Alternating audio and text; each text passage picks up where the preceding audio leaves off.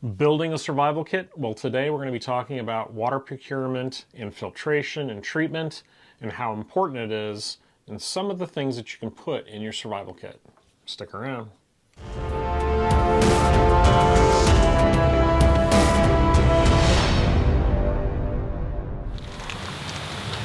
Oh crap, I'm out of water. Now what am I going to do? Today is day 3 of the Build a Survival Kit video series, and in this series I'm breaking down each component in its own video so you can look at these things in depth. Now, I've already done 2 videos so far. We've covered fire making and we've covered signaling, and today's video is all about water and why it's so important to have water treatment and procurement in your survival kit.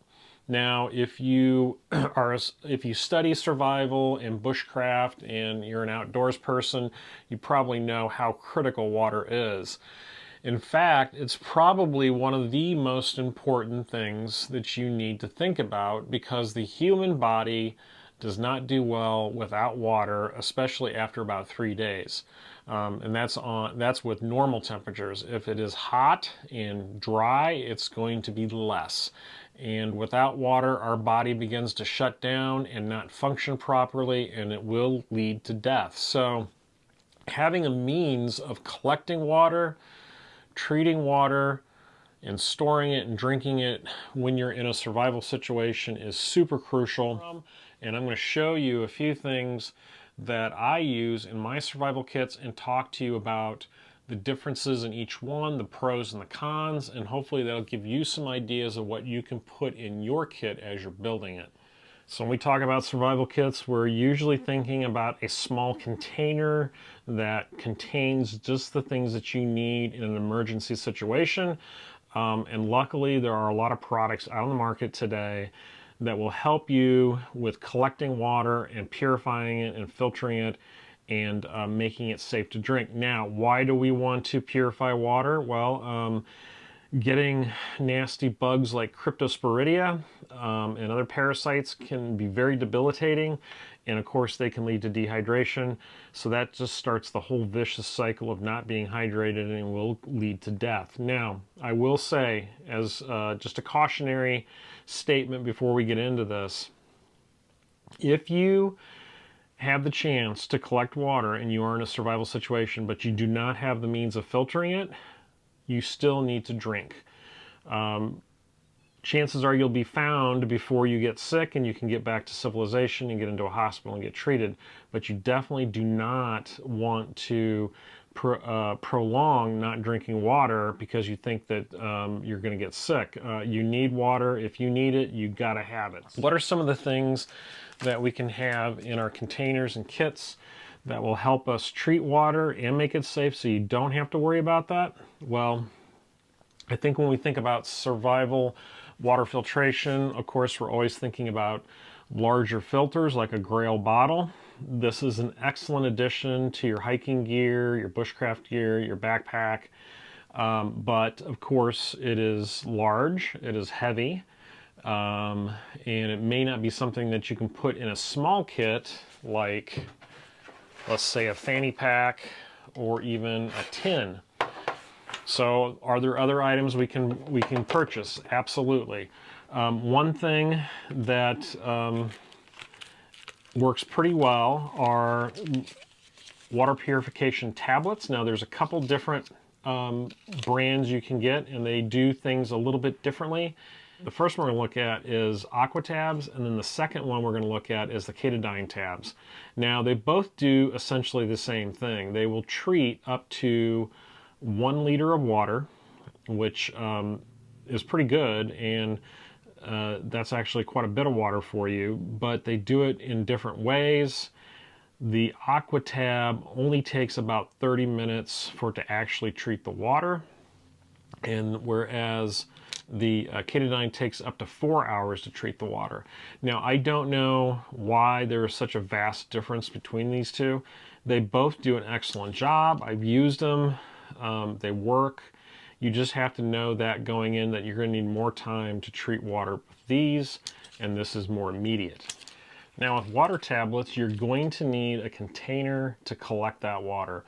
Now most of us are going to be carrying a 32-ounce Nalgene of some sorts, either a plastic one or a stainless steel one. You're going to have some kind of water container. You may have a hydration bladder if you're a mountain biker.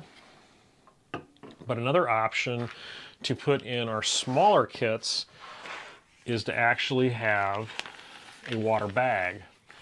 And this product is called a Whirl Bag. And if you go on Amazon, look that up, Whirl Bag, you'll find them. But the thing you need to remember is when you're purchasing these, make sure you get one that's big enough to hold a liter of water, because that's what we're going to be treating. So we want to fill this up, put our tab in, and let this sit. And what's great about these bags is that they are gusseted on the bottom, so they stand up once they're filled with water. And what you do is you roll them down and seal them with the wire, and that contains the water, and now you have a container that's going to hold everything. Now, another thing that you always want to consider before treating water with chemical tabs is if you're pulling water from a dirty water source like a pond or a lake, something that is more stagnant and not moving like a stream or a river, there is going to be a good amount of sediment. And there are a couple things that you can do to get rid of sediment before it goes into your bag. So we call that pre-filtering, and that's super important because that gets all the big chunks out, makes the water cleaner. And one trick is to use a disposable coffee filter. But there is a fantastic product that I found recently from a company called Survival Resource. Survival Resources has a website that sells survival supplies, and this is a filter cone. It allows you to put the cone in, put your filter in, and they sell the filters and the cone together as a kit. And now when you're transferring that dirty water to your bottle or to your bag, it's going to filter out all the grungy stuff. Now another product that you can use for a small survival kit is one of these Aquamira Frontier emergency filters, very similar to a life straw. I don't have experience with the life straw. I have not used them. I know some people like them. You see them all over the place. What I like about the Aquamira, the Frontier, is it's very small. The tube comes off, and this is the whole kit. And this thing actually does, I think, 99.9% for crypto and cysts, and it does also has a carbon filter, I believe, in it, so it helps with chemicals and things like that. And basically with these, what you're doing is you're actually putting this into a dirty water source and you're drinking directly from the tube. Now these don't have as much use or reuse as some of the other filters. They're relatively a short lifespan on them. But what's fantastic about these is if you're putting together a small kit that's going to be just in a fanny pack or something that's easy to carry with you, this fits in there very easily. And then of course on top of that we can add our tabs, we can add our Whirl Bag, we can add our pre-filter, and it all fits very nicely in this little kit that you can carry with you no matter where you go. If you're traveling, if you're hiking, this is something that you'll be inclined to take with you. Think about when filtering water or treating water, especially chemical treatment, taste can be greatly affected. You may even be drinking from a water source that has a foul taste or smell to it. Usually you don't want to drink from that kind of source, but if you do treat it and it's safe, you can always add flavoring packets to it. And if you're going to go with a flavoring packet, I always recommend Liquid IV. Liquid IV is a hydration multiplier. It helps with hydration. It aids in it. Plus it has a really great taste. There's a lot of different flavors they have, lemon and watermelon, and I think there's a strawberry and things like that. So, you know, there's no reason not to have a couple of these in your survival kit. Now one of the tried and true ways of filtering, one of the tried and true ways of purifying your water and treating it is through the method of boiling. That's why fire making is so important in our survival kit. But if you don't have access to filters and tablets, if you run out of those things for whatever reason, if all you have is your canteen kit, you have a way of treating water. So boiling water is very effective. If you boil water anywhere from 1 to 4 minutes, a good rolling boil, it will disinfect the water, it will purify it, it will make it safe to drink. That's why so many survival instructors, bushcrafters, YouTubers are always talking about carrying a metal container. It is such an important item to have in your kit. I have several. One of my tried and trues is my titanium canteen kit. So the cup I can boil water in, but I can also boil water in the canteen itself. That just gives me more water to drink from. But of course these kinds of kits can be expensive, but there are other options out there.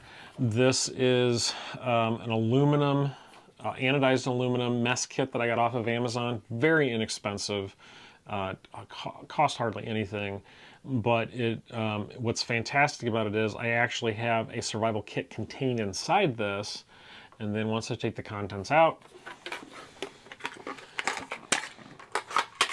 I have a very capable metal container for putting over the fire and boiling water. So what I suggest you do is do your research, read the directions, read what the different purification tablets rate, what they take out or remove or eliminate. Compare them, compare the price, and see what works for you, what you like. I can only show you what I think works. These are my recommendations, but there are other ones out there these days. The Sawyer mini filters work really well. They don't take up a lot of room. And if you have like a platypus bag of some sort, you can hook those up to that and purify water and have a lot of water to drink. So a lot of different options on the market. You just need to do your homework and go out and find that stuff. Make sure you keep checking for more videos in this series. This is the third one. There's going to be many more to come. We've got things to cover like tools, land navigation, fishing kits, repair items. There's so many different things that you can put into a survival kit as you're building one. And I want to show you all those different items and all those different options so you can make an informed decision when you're building your kit. All right, I'm going to get out of here. Thank you so much for watching my videos. Please check out the Facebook group, link down below. That's getting huge. I think we're about ready to hit 11,000 members here shortly. Also check out the Amazon affiliate. A lot of these products are in there if you're interested in purchasing those. And check out preparedwanderer.com. That is my website that has articles. There is links to videos. There's even Prepared Wanderer swag if you're interested in purchasing stickers or patches. I got those. So all that stuff goes to support the channel and helps me out considerably, and I appreciate that. Thank you so much for watching. We'll see you next time on the Prepared Wanderer.